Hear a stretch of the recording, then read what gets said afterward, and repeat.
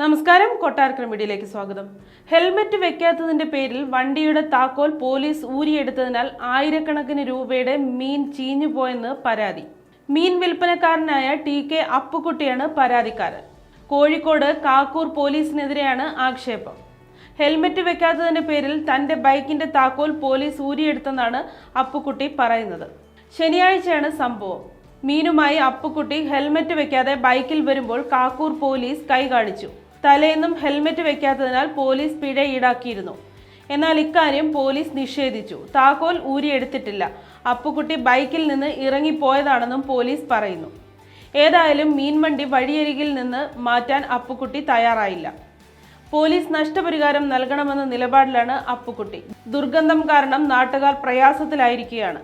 Helmet വെക്കാത്തതിന്റെ പിഴയടയ്ക്കാൻ തയ്യാറാണെന്നും കാണാതായ താക്കോൽ പോലീസ് കണ്ടെത്തി തരണമെന്നും അപ്പുക്കുട്ടി പറയുന്നു.